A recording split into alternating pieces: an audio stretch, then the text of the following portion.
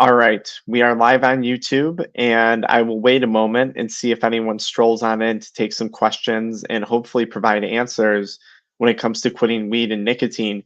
If you're tuning into the replay of this, feel free to fast forward until you start hearing some conversation get rolling. We'll see who is in attendance tonight, if anyone. We'll see what happens.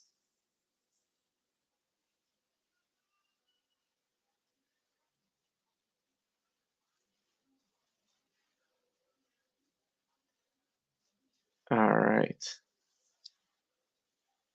What's going on, Miles? Feel free to ask questions, guys. Day 4, struggling but trying to progress. Okay, from Ian. All right, Ian, if you want to throw it out there, guys, feel free to type into the questions, like the comments section questions, and I'll get rolling trying to provide you guys with answers to stuff that comes up. Day 4 is tough. If you're quitting weed or nicotine, day 4 is tough, right? Those peak withdrawals typically occur for people somewhere between days 3 and 5. So there's a good chance that you're kind of going through that. Yeah, there's not much to be said about it. You know, in the beginning when you're quitting a substance, it kind of sucks, and there's not a lot else to be done. You got to think about where you're at on day 4, right? Chances are, if you've been doing this substance a lot, consuming a lot of it, you're already in a state of dopamine deficit, and dopamine is the very thing that you need to get motivated, to stay on that path of repetition when it comes to sobriety and recovery. So it's weird when you first start quitting drugs, you're kind of lacking the very thing that you need to give you that motivation and drive. And then on top of it, you're going through the detox and withdrawal. And that's why I say day 4, it just kind of sucks, because even the neurochemicals in your brain that you kind of rely on to keep you going, they're not really there. That's a large part of what makes quitting so hard for people and so challenging. But I think it's awesome that you're on day 4 and that you're trying to make progress. I would simply encourage you to keep going. Remember, how you feel today on day 4 isn't how you're going to feel on day 8, and how you feel on day 8 isn't going to be how you're going to feel on day 16, and so on and so forth. For most people, it gets better and better. We got Miles in here, day 550. That's awesome. That's fantastic. Day 27, we got someone feeling better. Yeah, that's not uncommon too. You know, if you guys check out that book by Dr. Anna Lemke, and I would highly recommend reading that book if you haven't read it, the book Dopamine Nation. One of the big things that I did when it came to getting sober was starting to develop an understanding of addiction and how the human brain works, what neurochemicals are involved, what neurotransmitters are involved. Because once you gain an education on what it is you're experiencing and what it is you're going through, I actually think that understanding makes the process a lot easier. So I would highly recommend that book, Dopamine Nation, if you haven't already, for anyone here who's quit or who's in the process of quitting. This is why I brought that up. You're on day 27 and you're starting to feel good. The book in Dr. Lemke states that it's around 30 days where you start to see that dopamine start to have a rebound effect and you start making some again. So that's why at day 30, a lot of people start to see the light at the end of the tunnel. You know, I obviously push for 90 days because it's 90 days to form a new habit. And for a lot of people, especially if we're talking weed, they're not even fully detoxed from cannabis until, 60, 90, 120 days. I've seen people still testing positive. Anytime, guys. I enjoy giving the help. Thanks for supporting the channel. I want to quit nicotine. It's harming me. Yeah, I think that's a good thing. It's funny. There's a lot of really pro nicotine content out there right now discussing some of the potential benefits of nicotine. And I think a lot of people are getting lost in that content, forgetting their unique situation with the drug, right? And I remember this from when I was quitting nicotine. I would every now and then come across some content that was very pro nicotine use. And I'd be like, oh, I should keep vaping. I should keep dipping. I should keep doing this, even though it totally made me feel like crap. One of the simplest and best pieces of advice I was given was, Frank, you want to feel better. Stop doing things that make you feel bad. And that was kind of like a slap in the face when a person told me that. And they went a step further and they reiterated to me, Frank, you know exactly what you need to do. You know exactly what needs to be done. You're the one who's choosing not to do it. And I was like, ooh, okay, I feel that. I feel that. So yeah, if you know it's harming you and you want to feel better, then start that process of quitting. Now, Here's the problem when people quit though. So, okay, you know nicotine is harming you, you know weed or alcohol is harming you, and then you quit, you feel worse, and then perhaps you have a lapse or a relapse, you use the drug again, and then you feel better.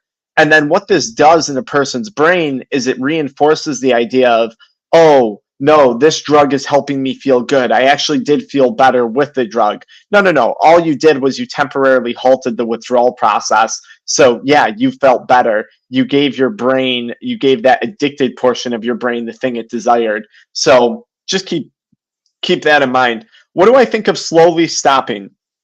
Whether we're talking nicotine or cannabis, weaning off slowly is definitely an option.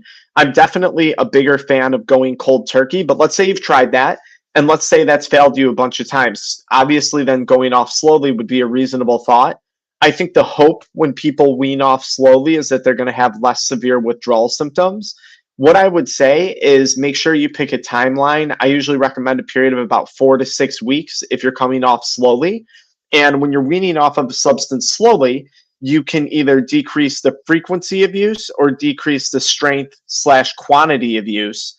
And maybe you decrease the frequency of use the first week, then the second week you decrease the strength or quantity of use. And then in weeks 3 and 4, you combine a decreased quantity with a decreased strength or frequency of use. And then hopefully by weeks 4 to 6, you're fully off of the drug.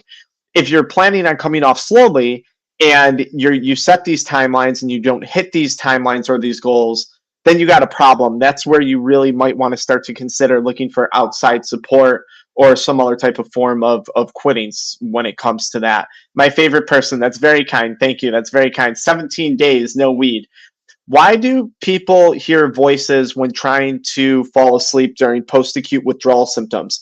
So I don't know. I would say if you're hearing voices, and let's say it was related to really heavy cannabis use or some other substances, not so much with nicotine, but like cannabis and other drugs, I would wonder if there's a level of psychosis involved there.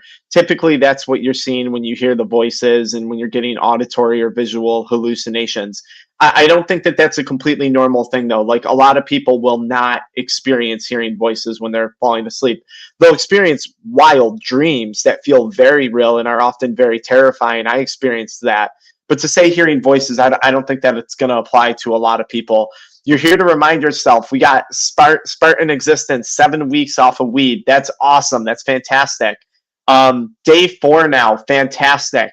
You found me last week. This is what I love about this community, guys. People don't realize, and I say this all the time, a lot of sobriety is a mindset. Sobriety at the end of the day, despite the fact that, we have supplements and I have coaching programs and books and things like that, sobriety is free. You can ultimately do this on your own. You don't have to do it on your own, but you ultimately can. And that's exactly the hope for a lot of this content. So I love to see stuff like that, Ian. That's fantastic. We got people tuning in from India. That is so cool. Working hard, can go without it and don't need anything. Is I don't know how I smoke every day. I don't need weed at all. Talk to me. My brother and I are doing awesome in life. I'm working hard and I definitely can go without it and don't need it. The thing is, I don't know how I smoke every day. So I don't know. This is my thing. Yeah, we'll talk about weed as a reward too, Spartan Existence. We'll talk about that in a moment.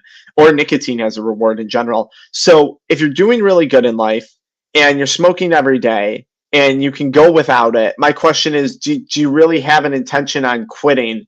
I mean, most people who quit a substance, there is some reason behind it. I mean, I know a lot of people who are doing well financially and consume drugs. I know people who are maybe not doing well financially, but maybe they're doing well in their relationships or their physical health or whatever it is, despite drug use. At the end of the day, you have to find some type of purpose or reason behind quitting. Otherwise, I think quitting is going to be a very challenging process for you. So I'm not sure what you're looking for me on that one. Do you have the intention of quitting or not?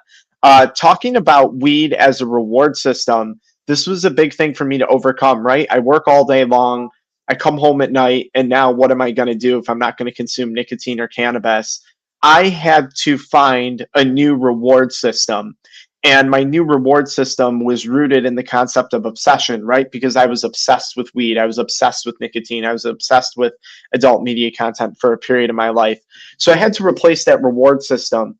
And I do stupid stuff. Like I'll make a bowl of fruit at night with yogurt, and that's kind of like my reward. But the real thing that I do is YouTube, right? I found something new that I could pursue and that I could become passionate about, despite the fact that YouTube for me has turned into a career, and a lot of work that I do revolves around my YouTube business and my supplement business and my coaching business.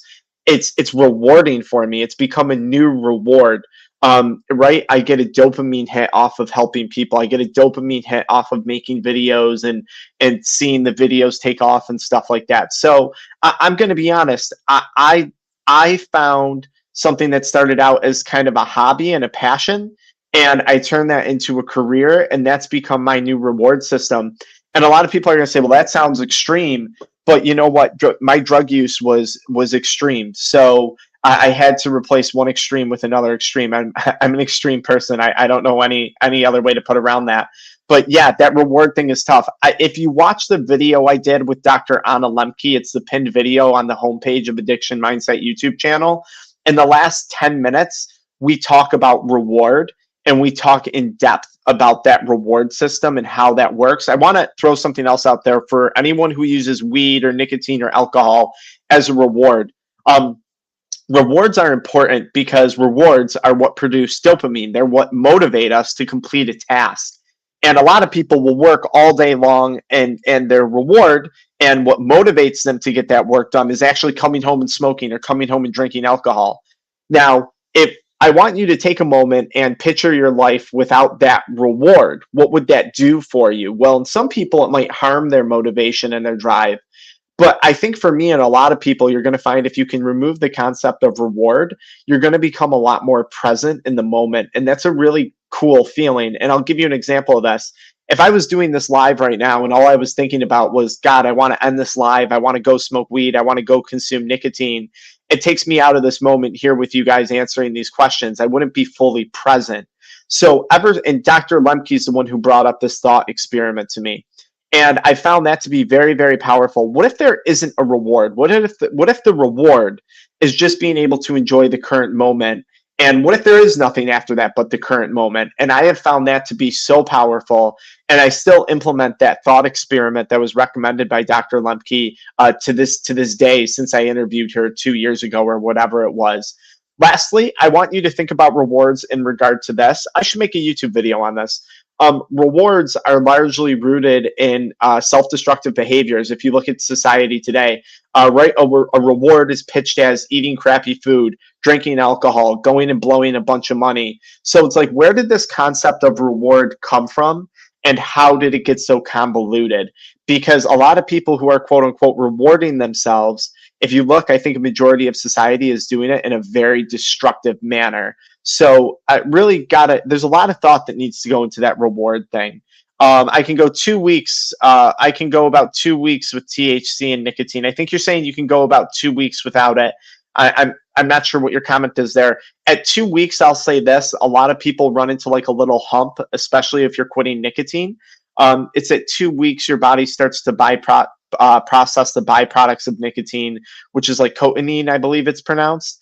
And that's when it's really out of your system. So a lot of people will hit like a second wave of withdrawals and stuff like that. When it comes to weed, they say it's around 2 weeks on average. I don't know how accurate this is, for your body to start producing its own endocannabinoids again, which have obviously, in the case of addiction, been replaced with the phytocannabinoid THC from the plant. Okay, university and work full-time, 27 years old, wife and kids. You advise to avoid hard tasks at first, but feels to me my only option right now. Trying to quit cannabis as it's starting to slow me down. Yeah, look, I do advise at first kind of avoidance of hard tasks, because when you're going through detox and withdrawal, that's challenging.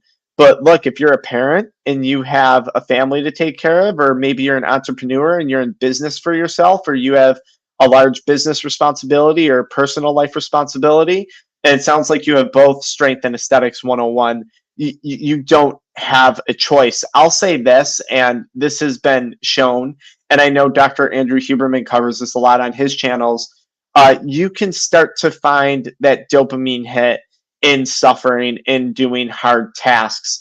And sometimes it's just a matter of doing what ought to be done, irrelevant of how you feel as you're going through this quitting process. I understand not everyone has the luxury of avoiding hard tasks. When I quit, I didn't fully have that luxury. I didn't have children or a wife, but I certainly had my own private practice, and I had no choice. I had to show up. I couldn't just take off of work for 2 weeks and let everything go to hell.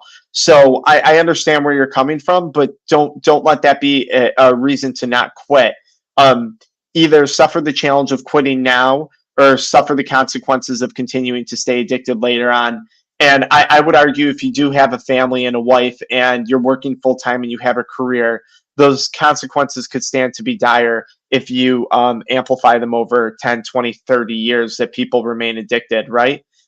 Okay. So yeah, Buddy Raw, we talked about the relapse at 2 weeks and why that commonly happens.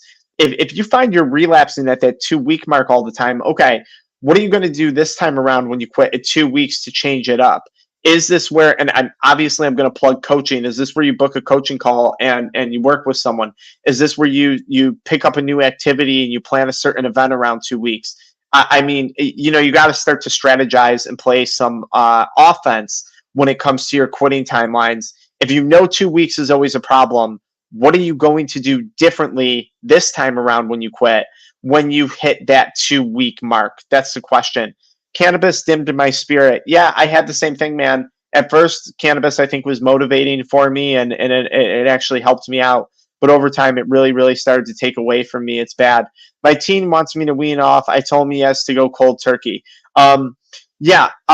How do you handle a teen who continues to vape and is not showing much effort? Love and peace. It's so complicated when you have a younger individual, especially with vaping. And if I could just, I work in high schools with a lot of young students that are teenagers, and they're up against so much when it comes to especially nicotine and cannabis and alcohol use right now. Nicotine and cannabis for sure. So you got to realize, one, they're surrounded by that environment like all day long when they're in school. And two, when you're a teen, you're not really suffering the consequences of addiction at that point. So there's not a lot of motivation to want to quit, unlike the gentleman earlier who was saying he has a family and a child who very well could be suffering the consequences of prolonged addiction. That's not going to happen to a teen in most cases. Sure, if it's more hardcore drugs, if you will, then maybe.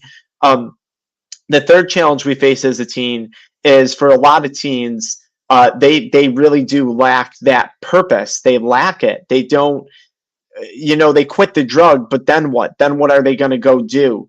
Right? They can't really find purpose in a career at that point. A lot of teens aren't involved in a lot of extracurricular stuff or family related matters or service related matters. So it's just tough. It's very, very tough. And that's a loaded conversation. Maybe I'll make a video on that. Love and peace. I do have a free PDF handout, how to help your kids quit smoking and quit vaping. I would recommend downloading that free PDF from the link in any of my pinned comments in my videos. That PDF, it's kind of harsh, but it's focused more on the parents and what the parents need to do from a support standpoint. And it's kind of a harsh PDF. Not everything in there is going to apply to every parent or every home situation, but there might be a thing or two that you pick up on and say, oh, maybe this needs to change. In the meantime, just keep talking to them, keep trying to support them. If they want to wean off slowly, I would try and respect that, but I would hold them accountable. Okay, you want to wean off slowly. What does your timeline look like for that? And more importantly, I would ask them, what's the plan if you don't succeed at weaning off slowly? What's our next move?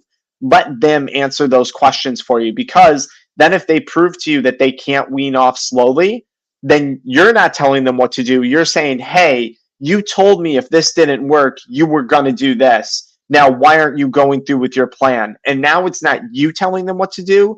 It's them choosing what to do. And it's you holding them accountable to their actions, okay? That's assuming they're actually legitimately interested in quitting.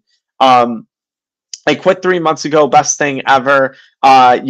Sleep pattern's broken, but I feel awesome anyways. Yeah, that's awesome. That's awesome. I'm going off slowly with edibles. Absolutely. 17 days off weed. Please appreciate. Of course, I appreciate that. That's a huge accomplishment. Does not want to talk about setting goals. Yeah, when you have a teen that doesn't want to talk about setting goals, that's not uncommon, because think back to that age. It's hard to think about goals at that age, right? You're kind of focused on just chilling with your friends. And if you're chilling with your friends and all they're doing is smoking and vaping, you don't really have goals beyond that. So it's just a challenging situation. It takes a lot of conversation. And I'll say this too, and this isn't just to plug my services. Family doesn't listen to family. That's just often how it is. There's a very high likelihood I could tell a teen the same thing that his parents have been telling him or her parents have been telling him for years. And the chances of them listening to someone like myself or a third party are significantly higher than listening to a parent. I also think as well too, we have to take into consideration what situation are the parents in. And I'm not saying this to you directly. This is a general comment for anyone with kids. Are the parents providing an example of what a vape-free, a drug-free life looks like? And is that lifestyle appealing? One of the reasons why I click with a lot of teens and kind of young adults is because of the influence that I have online. They think that's a really cool thing. It's a very appealing goal to them. It's a very appealing lifestyle to them. So I say, hey, I quit drugs. And by the way, it's benefited my life tremendously. Look at what it's done for me.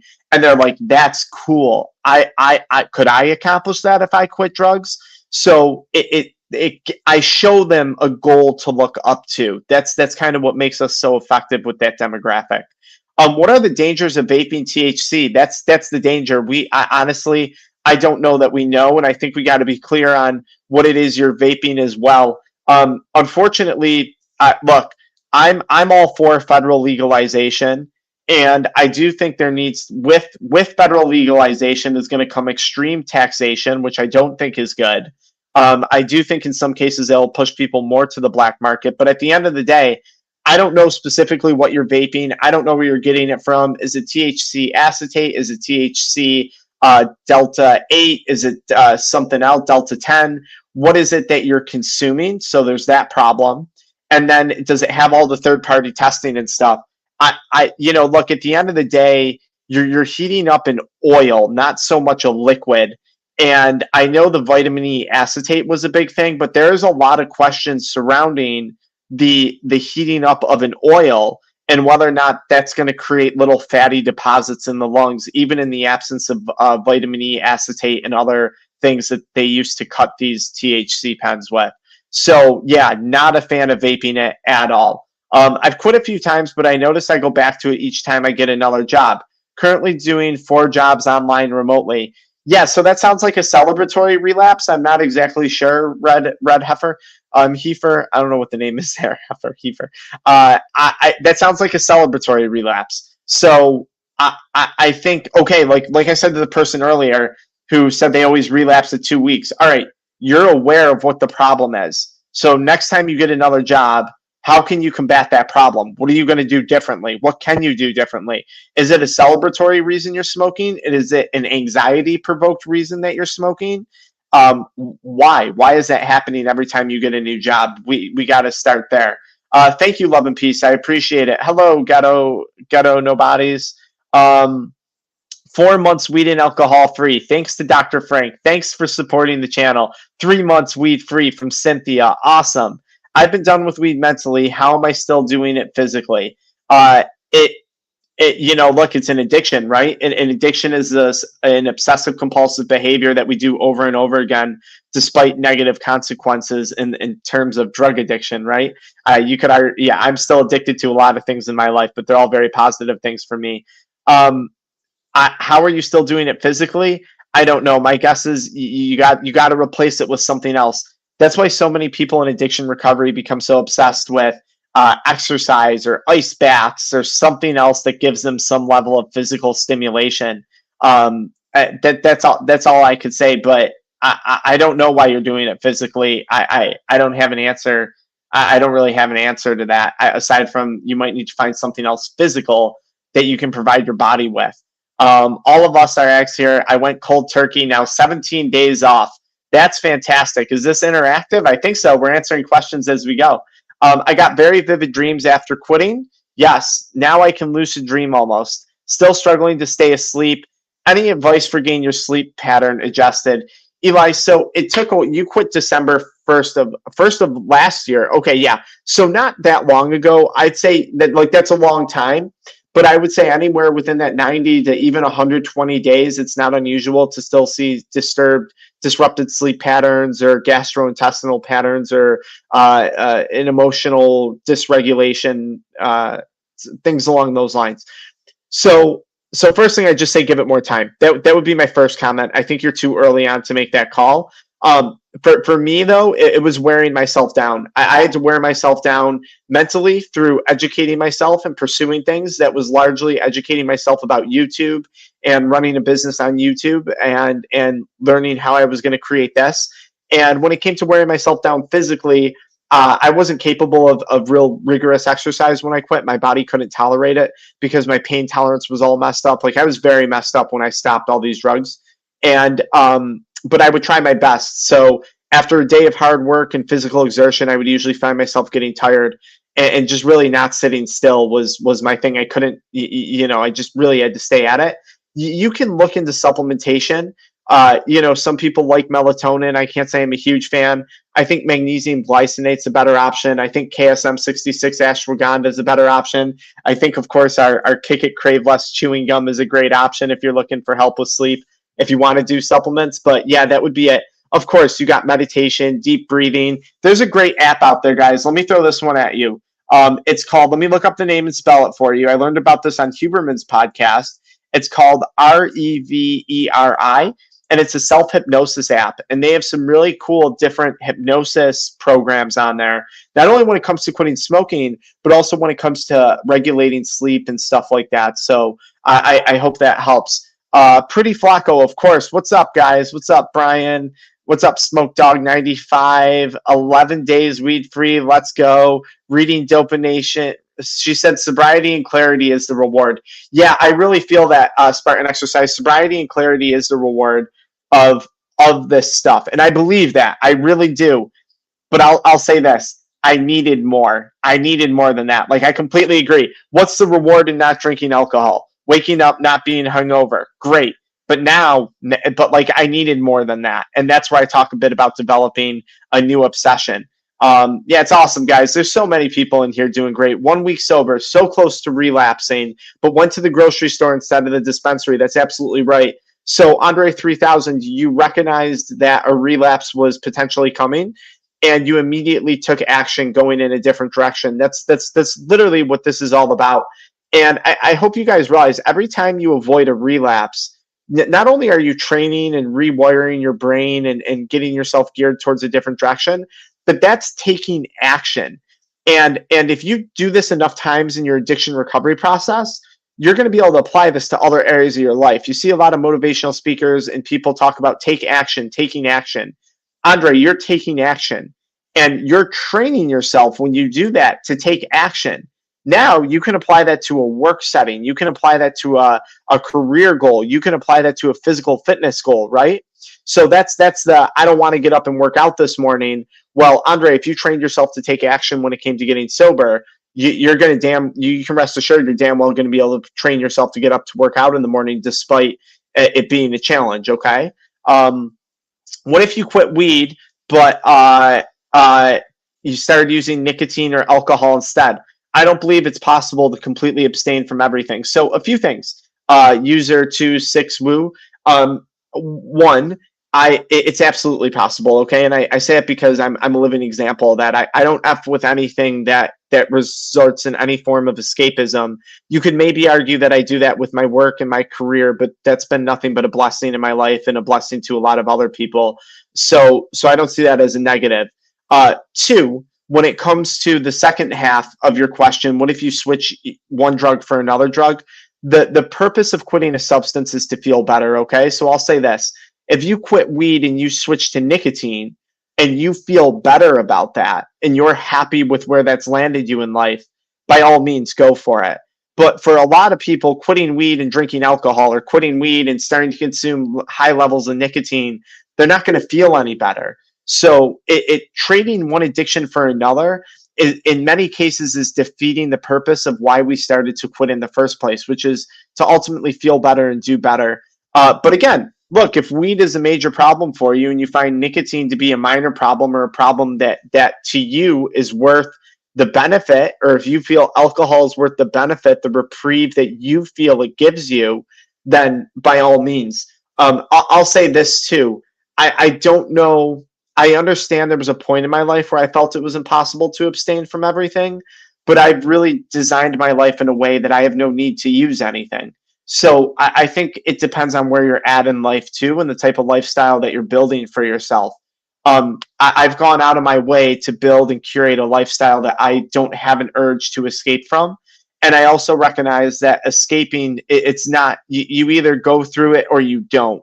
Like you either get through things or things crush you. That's just the way I've realized life works. So escaping therefore becomes pointless. So with that realization, no, I don't see the need for any of that stuff. It at this point it serves me no benefit. Okay. The reward that you get drugs can never be compared with anything else. You are not comparing apples to apples, but there is no reward in drug use for me. There was no reward. So I think that's the difference. I'm not comparing apples to apples because there's no reward in drugs in my opinion. Bizarre Helps, thank you. I had a terrible year in a crappy parent, just starting life with a super crappy job. I stumbled across your channel and you helped. That's awesome, man. I think a lot of us, it's funny hearing these stories and seeing comments. I think we all kind of lived parallel lives at one point, right? I was in the same boat really not that long ago when I look back, right?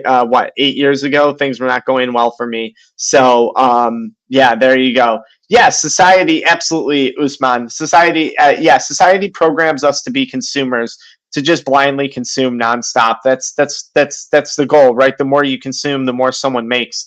That's just the basic functioning of society. You give your time and your money to someone else, they take it from you, and this cycle just repeats over and over again. So the more you're trained to consume, the more someone else profits, period.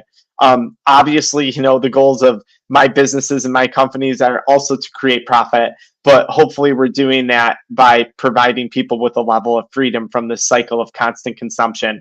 We're more of the belief, whether it's with my supplements, our Kick It Crave Less Gum, which is an incredible product, or my coaching programs, or my book that we just released for $13. The goal is one and done, right? I don't want you guys to be consumers. I want you guys to all be influencers.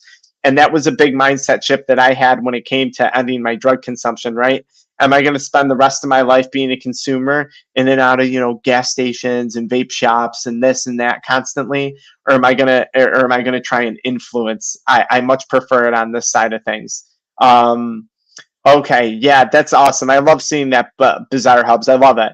Been sober 8 months now. All the people I used to drugs with are out of my life. Had a pretty bad case of psychosis where I thought about my colleagues were all going to kill me. Yeah, it's psychosis. It's not uncommon that you're thinking people are going to kill you. It's not uncommon that you're thinking you should take yourself out. Psychosis is a terrifying thing. And yeah, man, those friendship circles, they change. And for me, they just continually change year after year, day after day, as my life advances. It's pretty wild how much changes when you quit doing drugs. It's just not you that changes, but it's a lot of your environment that changes with it. It's awesome. Digestive issues made me quit. Yeah, that's awesome. From India. Yep, absolutely. 2 weeks nicotine free, almost 3. Awesome. Thanks to the Crave Less Gum. Oh, shout out to the gum. Ima, I'm so happy you say that because so many people are convinced that this is just BS, and it's not. I made this from scratch. I really would only produce a good product. So it's awesome seeing someone in the comments having success with it. Ima, I'm going to just 64 me. I'm going to tell you, you're at 2 weeks nicotine free. Remember, you might run into a little bump. You might run into a little rough patch because that's normal around 2 weeks. So just hang in there, get through it, and you're going to be fine. But yeah, for the start, that gum is awesome stuff. I use it regularly myself. I'll probably throw in a piece before we're done. I'd like to drink far less alcohol. The people I hang out with, yeah, alcohol especially is a social thing, right? Look, I mean, I'm going to be honest with you guys. Again, and this was intentional. My life, there was a period of time when I quit drinking, when I quit doing a lot of stuff where, yeah, it was a bit lonely. There's no question about that. But I made damn sure that the next person I involved in my life, which is my now wife, and we have a beautiful baby, that person didn't F with any of that stuff. I didn't want that in my life. And I didn't want that in my future. And I'll say being married to someone who doesn't do that stuff or partake in it is a huge advantage, right? So I would just, I'm glad that I went at that alone, and I have no problem with it because that really provided me with the space and the opportunity to create some amazing stuff, including this community that you guys have all helped me grow over the years that we've been at it. So I don't be worried about that loneliness at first. It's often out of that loneliness that we really have the opportunity, time, and space to create something great and really make something of ourselves. And then as you do that, as you move on and advance, be very, very cautious and pick and choose very carefully the next people that you're going to involve in that upcoming chapter of your life. Okay, Grandpa GP, what's up? Yeah, and that kind of, how do you deal with losing friends in the sake of sobriety? My sobriety was more important to me than my friends, period. That was it.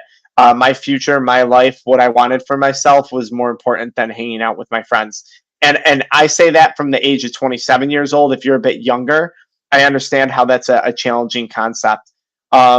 What's the worst withdrawal symptoms you can get? Oh, Dale, good to see you, Dale. Grandpa GP, I had a feeling that was Dale. And the only reason, I didn't know immediately, Dale, but I only say that because of the exclamation points. I don't know. I had a feeling somewhere in there. The worst withdrawals, love and peace. You were asking me about nicotine earlier. The one thing that I've seen that's a little scary, but usually it's with use, is seizures. That's the worst thing I've seen. It's very infrequent, but I'm starting to see with heavy vape usage is seizures. Otherwise, for most people, the worst withdrawal when it comes to nicotine is it's really the cravings and the anxiety, I'd say, are probably the two biggest things. You might, body pain, flu-like symptoms, but psychological. Psychological is typically the most challenging things. I can't get past the first day. Yeah, a lot of people can't. A lot of times the problem people have getting past day one, it's rooted in fear. And fear is often nothing more than false expectations appearing real. Fear, false expectations appearing real. And that looks like this. I'm scared of my life without the drug. I can't imagine my life without the drug. And I would just pose the question of, what does your life look like if you continue to use this drug? Because chances are there's fear on both sides of that spectrum, and there's a good chance that you're ignoring one of those two sides. So keep that in mind when it comes to day one. And day one, you just have to do it. Now, if you can't, then maybe that's when you look into coaching, you look into therapy, you look into an outpatient or an inpatient program. Sometimes all people need is 3 days, and then they can go to the rest of their lives. That happens all the time. But you got to make a decision, and you have to commit to it. I don't want you to spend the next 20 years on day one, because I see it happen all the time for people. Okay. If you're quitting, don't spend the next 20, 30, 40, 50 years trying to decide about day one. Make a decision. And I got to plug my product because it's a great product and we're getting incredible feedback on these things. The Kick It Crave Less Gum, I'm telling you, it really helps if you use it how we recommend using it and stuff. It's a big help when it comes to day one. What if completing a hard task simply isn't rewarding? It's not rewarding at first. It's actually a terrible experience at first, completing a hard task. You have to remember, Usman, when we're addicted to drugs, we are hardwired into not completing hard tasks, right? That's the thing about weed, nicotine, weed, alcohol. It's not hard to derive some temporary pleasure, some temporary cope from these things. So it's not rewarding, but it becomes rewarding with repetition, right? I thrive off of completing hard tasks. I did not have to take the risk that I'm taking building a supplement brand. There's a lot of risks and a lot of things that I do day to day that are hard that I don't, Jesus, having a child, I don't think I had to have kids. Having a child has been challenging, but also the most amazing thing in the world. It's so cool. I'd have 20 kids if I could, to be honest. I'd highly recommend it to those of you guys who are in a position to do. But anyways, yeah, I don't know. It becomes rewarding with time. That's all I can tell you with practice and diligence. At some point, addiction is no longer rewarding. There's no reward in the drug use at some point. Just take a Coca-Cola instead. If they don't respect it, it tells you they're only here for the good times. Yeah. Okay, let's see here. Yeah, guys, of course, we're answering a lot of questions here. I quit smoking after 3 years, 37 days ago. Haven't met my smoker friends, but I am going to soon. My friend jokingly told me how it'll get me hooked. Yeah, I don't hang out with that friend. I mean, they were probably kidding, and I get it, like just them joking around with you. But if there's a legitimate risk for that happening, I wouldn't go. I'd find something else to do. Um, Okay, so someone in here is asking me about Klonopin. Guys, I don't really do anything with Klonopin or pharmaceutical substances.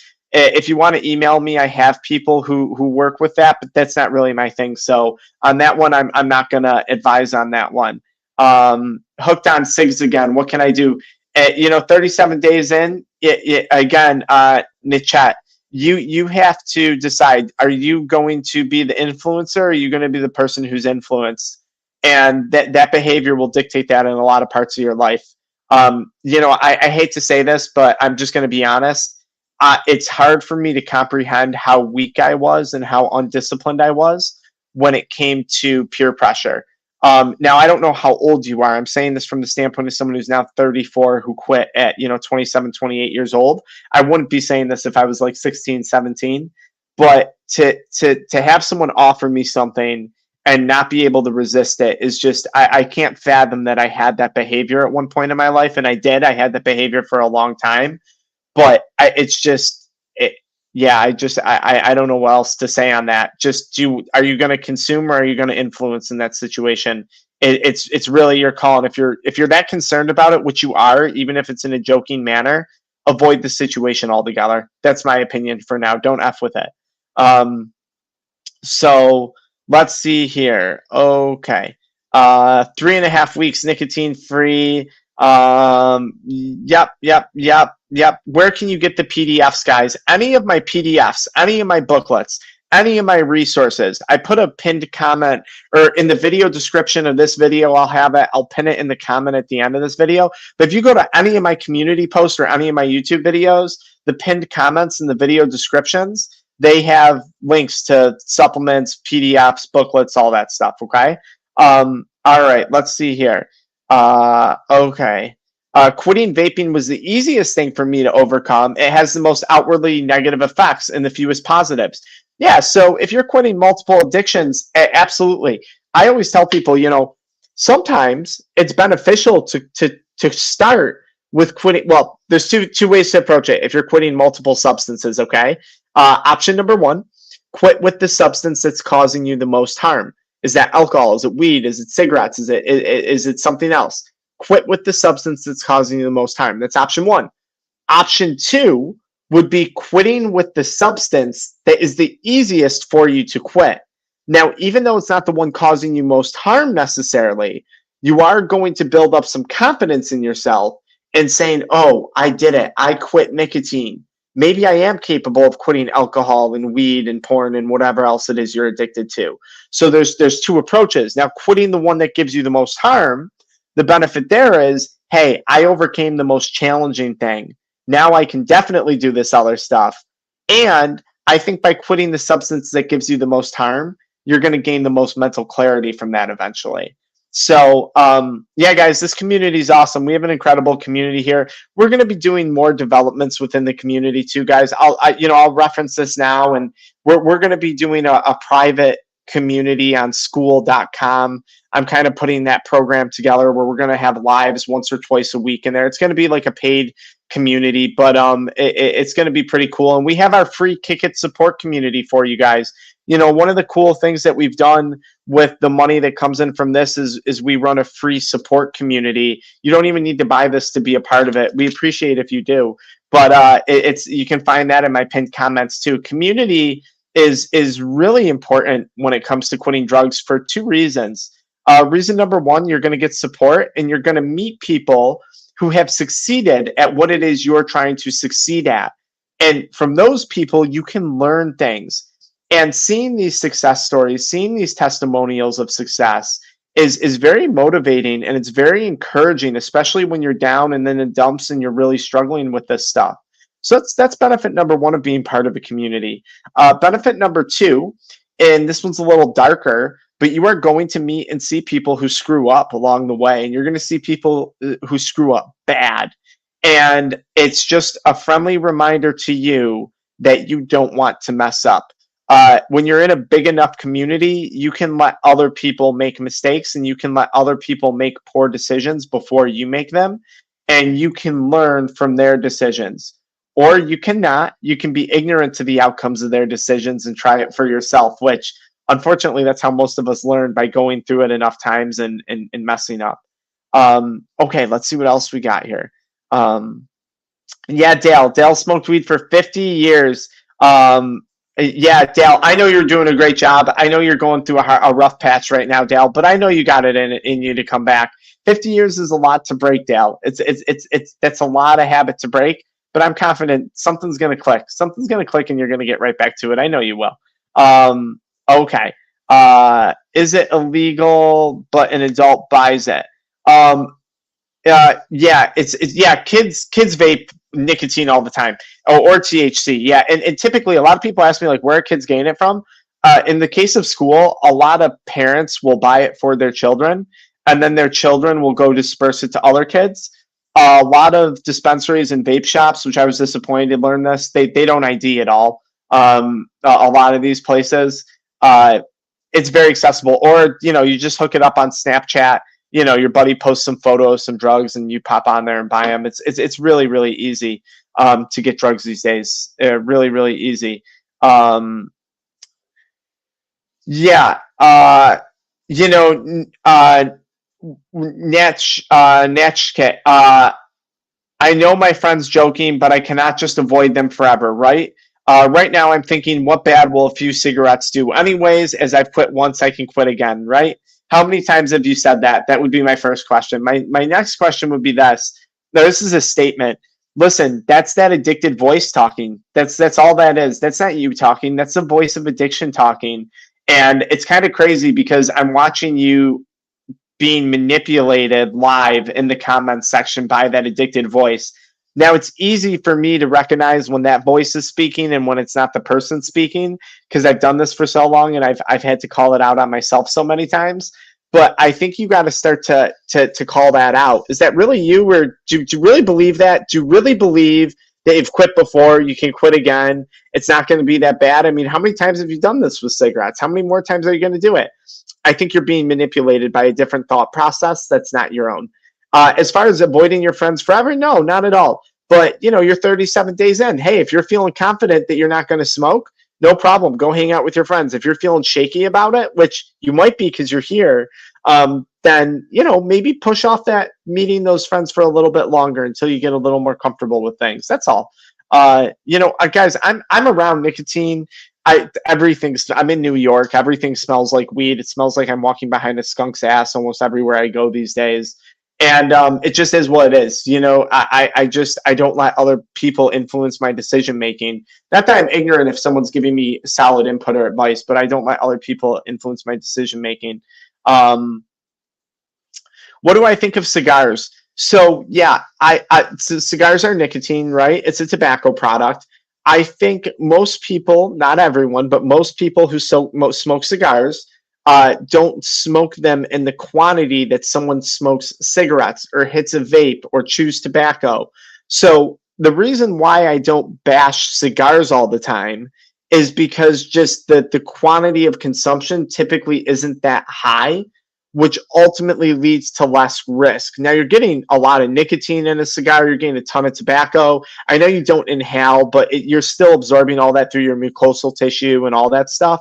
But it's just, for a lot of people, a cigar is more like a celebratory thing, a once-a-week thing. The harm just usually isn't as significant. That's also why I don't totally bash other types of oral tobacco products. The harm is less. That's why I'm not as harsh on those things. But look, it depends on the person. If someone's chain smoking cigars all day long, that's eventually gonna catch up to them, right? So can you tell me more about the psychosis you experienced? I mean, yes and no. Like, when I was done smoking weed, it ended after a series of panic attacks at night. I was getting visual hallucinations. If you look back to my earlier videos, I was still wearing glasses. I don't have contacts. I don't have glasses, but they prescribed them to me because no one could figure out what was going on with my eyes and what I was seeing. And it was visual hallucinations. I had auditory hallucinations. I think someone was talking. In my psychosis, I thought I was going to conquer the world. Like, I thought I was like the Pablo Escobar of like chiropractic practice. I was delusional. I thought I was this like super successful big shot type thing, and I was flat broke and failing in almost in various aspects of business and in life. So it was like delusions, it was auditory hallucinations, it was visual disturbances, and it was just a hell of a lot of anxiety and panic. It was very, very uncomfortable. Okay, let's see here. So this is a relapse waiting to happen, my friend. Thank you. Yeah, I answered the Klonopin thing. Let's see here. Let's see, guys. I'm going to scroll down here and see what else we got. Kendra, I answered the Klonopin. I don't deal with pharmaceuticals. Let me see, guys. I'm just trying to see. What is the hypnosis channel you recommended? Okay, I'll say that again. It's called Reverie. It's an app, and they have hypnosises for sleep, for stress, for all types of things. Reveri. It's an app. It's an app. Okay, let's see here. 11 days off weed and craving it right now. What is the gum? So, guys, I'll talk about this. There's so many comments. It's great. So, yeah, someone said you don't need the gum. You need Jesus. Listen, you need a lot of things to quit drugs, right? You need the right mindset. You can certainly use faith. I think faith is a beautiful thing. You don't need community support, but I think community support can go a really long way, right? But nothing's as important as the mindset. Now, the gum, which I will talk about because it's our product, it's a chewing gum. I'll show you what it looks like here. It contains KSM-66 ashwagandha and N-acetylcysteine. KSM-66 ashwagandha is a clinically studied herb that's been shown to reduce stress and anxiety. It also has been shown to help stimulate a little bit of those adrenaline pathways at the same time, which can kind of help with focus and alleviation of the brain fog. KSM-66 also prevents the breakdown of acetylcholine in the brain, which helps with focus. Now, I combine that with something called NAC or N-acetylcysteine because N-acetylcysteine is shown to help reduce obsessive compulsive behaviors, which can help to ease cravings. And they've studied this for alcohol, nicotine, cannabis, all types of different substances. So I combined those two things into a chewing gum, not a capsule. A capsule would have been much cheaper, but I did it in a gum to help satisfy the oral fixation. And when you chew a gum, you get buccal absorption. You chew it and then you tuck it in your lip and you suck on it. And what that does is the ingredients absorb directly into your bloodstream and they bypass your liver and your gut and all that stuff. Unlike a capsule, which you swallow, has to go through the liver and the gut, which you don't get full absorption of the ingredients. So that's why we made a chewing gum. That's a little bit about what it is. And chewing gum helps distract you. It helps with the oral fixation. It's a mint flavor kind of product. It's like a smooth mint flavor. It's very, very good. It's an awesome product. Lots of great feedback on this all around. And I'd highly recommend it. I use it myself. It's not addicting. We have sucralose in it, but we don't have aspartame or ACE K in it. I tried to keep all those things out of the product best I could. It's an awesome product. You can find it in any of the pinned comments or links in my video descriptions, okay? So let's see if there's any other anything else. Someone asked me what my story is. I'll tell you my story, and that's kind of what we'll do. So I started in high school, I started with nicotine addiction. And I don't know how old I was, maybe 16 to 18 years old. And it started with chewing tobacco. And then maybe senior year of high school, it started with drinking alcohol. And I didn't drink a ton, but it did turn into fairly heavy binge drinking pretty quickly. I really enjoyed alcohol once I discovered what alcohol was. And then I went on to college and I studied biology in my undergraduate degree. And in college, I had dated a girl who smoked weed. And this was in my undergrad. So I must have been 18, maybe 21-ish, maybe 20, 21 years old. Maybe, yeah, somewhere around there because I started college right away. anyways, at first I wouldn't smoke. I was like, nope, I'll never smoke weed. I would drink until I, black out. But no, no, no, I was never going to touch weed.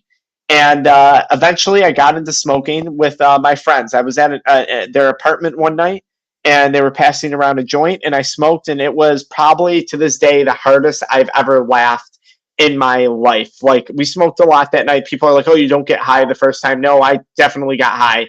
And I loved it. I laughed super hard. I slept like a rock. I noticed I didn't have as much of a hangover after smoking weed before I went to bed. And after a night of drinking, and I fell in love with weed. I would listen to music every night, falling asleep with it. And I really liked it. And at first, it really didn't work against me. I actually think I had like an improvement in school. And around this time, my parents started going through divorce, and it was a rough divorce. It was very, very rough. There was I had a great life upbringing. I have great parents, but there were definitely some scarier, darker moments in for years in my life in regard to that family situation. And as that kind of unfolded, I got more and more into the substances. I only smoked weed at night. I wasn't like a daily smoker, like a daytime smoker. I could only smoke at night.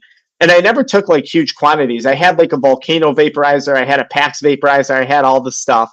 And I smoked mostly dry herb or blunts. That was our thing. Or we'd roll weed into a cigarette sometimes, whatever. And I would do that every day. It became an everyday thing probably by the age of 23, 24 years old. And I would keep saying, okay, I'm going to quit after college. I'm going to quit after I get this new girlfriend. I'm going to quit when I make more money. My job is depressing. My life is depressing. Living back at home is depressing. All this stuff after I had moved out. And now I have weed. I'm drinking 2-3 nights a week pretty heavily, going out to the bars with my friends. I've gained into just a bunch of useless relationships. And I'm consuming nicotine nonstop. I started vaping when Juul came out in hopes of quitting chewing tobacco. And I actually just wound up chewing tobacco when I couldn't vape. And when I couldn't chew tobacco, I would vape. And so I was doing all of that stuff. And then I graduated college around the age of 24, 25 years old. I graduated with a doctorate in chiropractic. I had to spend like an extra year in the program because I had failed some stuff along the way. Shocking. And I went right into private practice. I started working for some other people, and I hated how the field was run. I hated how they did appointments. I worked with some people who were really not good, very unethical individuals, and I actually thought I wanted to quit the job. Quit chiropractic altogether is what I wanted to do.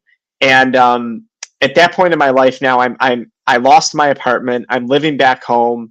I have I'm not liking what I'm doing work wise or anything. And I struggled like this for a while. I eventually went into private practice. I was a personal trainer. I worked at Vitamin Shop throughout this whole time. I started working at Vitamin Shop when I was 18. I worked there until I was like 26 years old for many years. And I was working personal training from 5 a.m. till 10 a.m. I would work private practice from 10 a.m. till 5 p.m.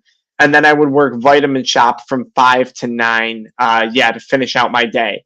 And I did this for years. And then I would just go home and smoke weed, pass out, wake up, and do it all again. And eventually I came to a point at 27, 28 years old where my one business was kind of running out of money. My private practice, I had nothing to show for anything I had accomplished over my life.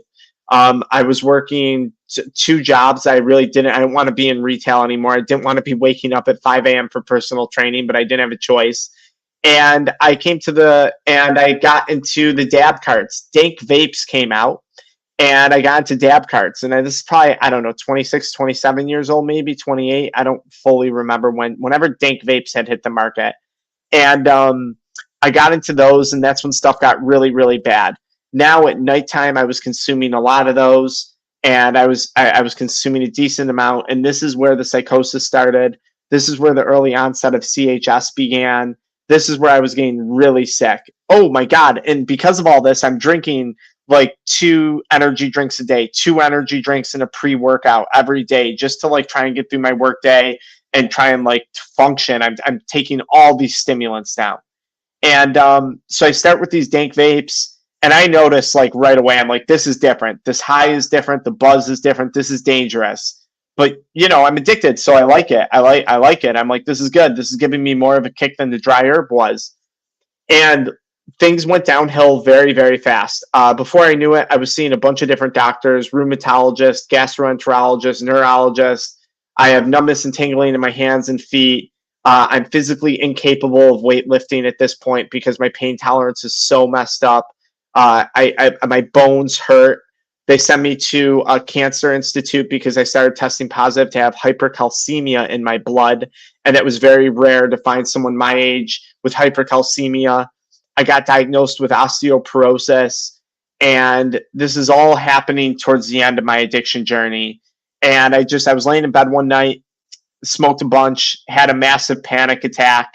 This happened 3 more nights in a row after that. And I'm smoking, waking up with panic attacks, trying to knock myself out. And I said, this has to stop. Like, this is not, like, I'm going to be dead. If this continues, I'm going to be dead. And I quit. I stopped. I stopped. I put down the dank vape carts. I said, no more weed. And like, I tried before that. Like, I'd stop with the dank vapes. I'd be like, oh, I'm going back to dry herb, or I'm just going to do edibles. And then one night I was like, no, I'm done with all of it. And I stopped the weed, and then shortly after I stopped the caffeine, shortly after that I stopped the nicotine, and then shortly after that dramatically reduced the adult media content, like significantly. And things were really shitty. I had 3 days of nonstop awake, just awake for 72 hours straight, completely manic. By day 4, didn't work during that time. By day 4, I just passed out of my house. Slept the entire day. My mom thought I was like dead. And that's the saddest part, right? Here I am now. My mother just went through a horrible divorce, living with her, and now she has to go through all this with me. Very, very sad. Makes me emotional thinking about putting family through this. And after that day of sleep, I woke up and I was like, okay, I had new rules for myself. No more weed. No more going home at lunchtime to dip or vape during work. I have to sit here with the boredom, and I just have to learn how to deal with it. I have to learn how to deal with the psychosis. I have to make sure I'm not dying. I didn't give myself an autoimmune disease or something.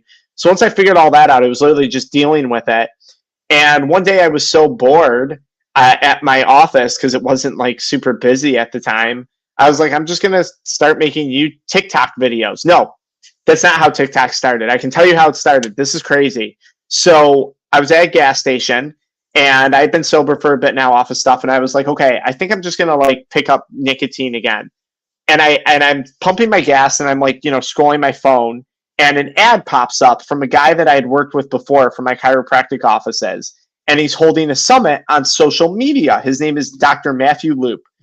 And I'm like, oh, this is interesting. Like, and I had been sober for a bit now, but I was thinking about like going back to nicotine. And it costs $2,000 for the 2-day seminar, so $1,000 a day, plus travel expenses to Atlanta, Georgia. And I text my business partner. I'm like, yo, dude, I think we should do this seminar for our practice. And he's like, honestly, like, we don't have a lot of money right now in the account. Like, we're just floating right now. I don't think it's a good time. I was like, whatever. I got like $3,000 in my bank account. I'll go to this seminar. So I like spend money on this, go to this whole seminar, all this stuff. And it was during that time I learned about TikTok, and I learned about making TikTok videos, and I kind of started doing that a little bit. And then that took off. And then I realized like, wow, this is doing really well, and people have lots of questions. And then I went off and I became certified as an addiction recovery coach in New York State. I went through programs and coursework for that. I think it was like a 2-week program, 40 hours or 80 hours of training. I don't remember. I was in Rochester, New York. And after that, I opened up an LLC, AddictionMindset Recovery Coaching LLC. And then I eventually got onto YouTube. And all this was born out of just boredom. I wanted to talk. I wanted to do things. And as I get into YouTube, I start gaining traction on here. And as that's happening, I'm just getting better and better at everything I do. My chiropractic business starts taking off. My addiction business, we start getting calls, and I'm starting to do coaching. And then before we knew it, we were getting contracts with New York State schools through grants and stipends to come in and work with kids and help kids quit. I do, you guys don't even see it on the channel. I do brand deals with large companies and large organizations when it comes to helping people quit smoking and spreading awareness. And it was just one thing after the next. It started building and building. And then I started dating again. I met my wife, and now we have a beautiful child. And now we have the newest venture, which is the Kick It Crave Less chewing gum supplement. And we're going to do the private group coaching, and I have my hands in a few other things as well too at this point that I'm interested in from a business standpoint. And that was really my story, that was really it. It was just it was a lot though. Like it was a lot to get there. But look, along the way, this didn't just like happen. You guys probably saw my community post. I've always read books. I've always watched YouTube videos. I've always wanted to like get it. And then one time it just finally clicked. I guess you could say I probably was at a rock bottom. Although every rock bottom always has a trapdoor. I always could have gone lower. So although I say I was at rock bottom, I know I could have sunk a lot lower than where I was at. And I talk to people every day who are at a significantly lower point. And I talk to people every day that are doing great in life that still want to quit weed because of some degree of negative impact it's having on their life. So that's a little bit about my story. I don't know if that helped or if you found it interesting or a little bit about my background with all this stuff, but it's how we got to where we are today. And then you guys have, spent time on these lives and being part of the community and making it what it is today. And it's so appreciated. It's awesome. All the stuff that we're doing and all the cool things and the amount of people we're helping. It's pretty crazy. I'd say I never thought it would happen, but like, I knew eventually I would pull something off in my life. I think most people who struggle with addiction are aware that they're capable of more. And I think once they hit that untapped potential, once they turn that addiction into ambition, I think the sky's the limit, because you guys have grit. You guys, you have discipline. You're very disciplined in your addiction.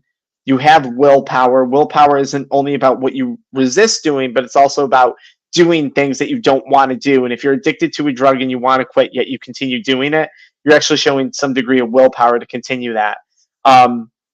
So it was just then the matter of taking those traits and applying them to aspects of my life that I actually wanted to see excel and take off. And one of those things was not drug addiction.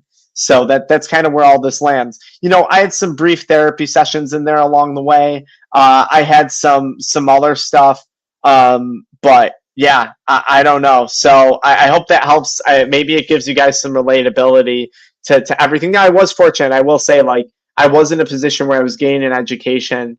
My family did have an income for themselves, so like that was a big help, right? I wasn't like desolate living on my own without any support whatsoever. But yeah, there you guys go. And I didn't do, I'll say this: I didn't go the route of a medication assisted quit or anything. But guys, thanks for the donations too. That's really awesome. My insomnia is bad. Feel depressed. Will I survive?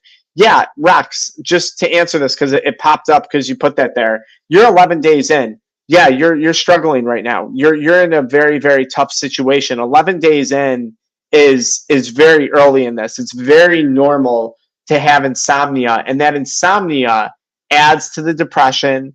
It adds to the cravings. It adds to the anxiety. Now you're not sleeping, and then you get more depressed and more anxious about not sleeping. Super normal, man. This is what makes quitting hard. This is what we're talking about when it comes to this is why people don't get off drugs, because some people can't get through this. But yeah, you'll survive this. And if you feel like you can't survive this, if you feel like you're truly falling apart, get help. Get help. Talk to a doctor, talk to an addiction specialist, get into a community, get help, get support if you feel like you can't get through this. But yes, and Rex, I'll tell you this, man. I've met people from alcohol where their liver has failed and they have been diagnosed as dead, clinically dead, and they have survived. I have met people who have done so many drugs, they've become mute and literally like in comas for large periods of time.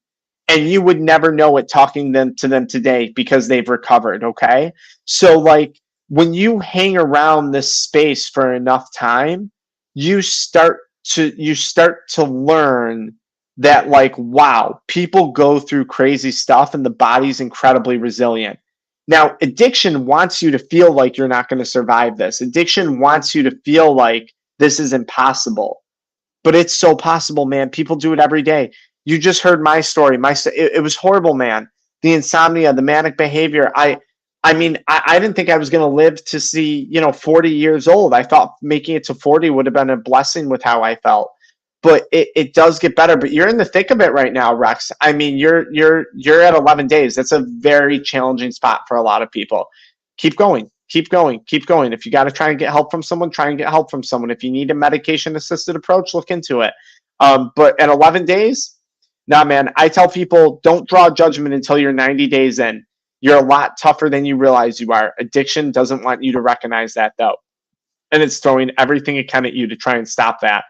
Yeah, guys, we got Lance in here. That's FamG. Come into the free Kick It community. It's awesome. Lance is doing lives in there and stuff like that. Go in there, talk to people, guys. There's some awesome people. It's a free community. Like, I don't know why you don't even. It's part of the gum, but you don't even need to buy this to do that. Like, it's literally free. We use the income from this to support and to continue to run that community. Like, it's it's free. So that's what I would say. I hope that helps. Brain plasticity. Absolutely. It's a very real thing. Drinking water and self-care is a very real thing. 18 years every day, no nicotine and weed, and I thought I would never stop. It's incredible, isn't it, Michael? It's incredible the amount of change that we're able to make. But yeah, I just want to go back to Rex. Yeah, Rex, that insomnia is messing with you. That's all. It's messing with you. And it makes sense that you feel that way. That's the most important thing, man. To look at your situation and say, okay, this makes sense. It makes sense that I'm all messed up right now. Yeah, love and peace. You can find anything I talk about, guys. My supplements, my coaching, my book, my free PDF handouts, any video in the pinned comment or the video description that I've done, just go there. Download the free stuff. Get the paid stuff if you want. Try the supplement if you want. If you don't like it, email me. I'll take care of you. I'll make sure. We want you to have success with our things, okay? The community, the free Kick It community, there's a link. It's a Stan link. There's a link in there where you can join the free Kick It community, okay? I'm going to have a paid community soon as well, too, where we're going to go live weekly. But, yeah, guys, this is great. Yeah, and guys, that's Lance. Lance hosts a lot of things in the Kick It community, guys. Lance is great. Lance has gone through a lot of his own struggles that he's very open about. He's gone to rehab for cannabis. He's done very well for periods of time, and then he's had a lapse for a period of time. But Lance is like such a blessing to have in there, and he's really the one running that. So yeah. Okay, let's see here. All right, guys. Very good. Yeah. Yeah, guys, anytime. Your videos and my wife are my life support for these days. Yeah, Rex, absolutely. Anytime. I'm happy that the videos are able to help, man. I promise it gets better. You're in a shitty part. There's no way around it. This sucks. What you're going through just sucks, and it's probably going to suck for a little while longer. But it does get better. It does get better. If it didn't get better, I wouldn't be here. I'd be, probably high, doing God knows what right now. Probably watching adult media content. All right, guys. I hope this was fun. I hope you guys had a good time. I hope this helped. I appreciate the donations. I appreciate all you guys who interact and leave comments and attend these lives and make them possible. Obviously, for those of you guys that do partake in our paid stuff, whether it's our supplements, which I so believe in, please try it. If you're thinking about it, just try it. If you don't like it, send me an email afterwards. I'll take care of you if you're not happy with it. If you need one-on-one coaching, you can find the pinned comment, the links for all that. I have it's a $13 book. It's a 100-page book where I talk about everything I talked about tonight in that book and more. It's like a workbook for you guys. It's a 100-page PDF document. It's $13. We're going to get it published at some point soon. So check that out. And if you can't do that, just keep interacting with the community and all that stuff. Guys, that's it. The gum works. Yeah, see, guys, there's people in here too talking about the gum. This isn't the first thing. Are there rehabs? Yeah, the tin in the car. Yeah, we're going to work on a better tin that's a little quieter. But for now, we have it in a tin. That's why we do the carry tin. Are the rehabs for nicotine? Not that I'm aware of. but I'm thinking about opening one that specializes in cannabis and nicotine. It's complicated though, because then I got to get into real estate and I got to get into licensing. But it's on my mind. Opening a rehab is on my mind. But here's the deal. I'm all about like self recovery. That's kind of my thing. So if I opened a rehab, it'd be like a short stay. It'd be like a 3-day rehab. It'd be very, very short. So, but yeah, we could have a rehab for nicotine. We really could. I'll answer this. Anytime is a good time to stop. I agree with Michael. There is no good time. You could kick the can for the rest of your life on this stuff. There's always gonna be something. There's always gonna be something. Okay. Something is always going to come up. Yeah, guys. I'm serious. There's been thoughts of a rehab. It's such a huge investment. And guys, it's cool. Like how business works. Like that's why I do a lot of this stuff. Like people are like, why do you have paid things? Why do you have this? Why do you have that? We need to in order to offer more. Obviously I make a living along the way. I have to, but like that's why that's why I like buy the supplement, buy the book, buy the things that gives income to then do more stuff. If we get to the level, because I'd have to purchase a house and then redo the house, turn it into a rehab facility. I'd probably do like a 6 to 10 person home, and then we got to go through all the licensing, all the insurance stuff. It's a huge process to do, and it's expensive. So, anyways, it's a thought. Okay, very good, guys. Enjoy your evening. Thank you again.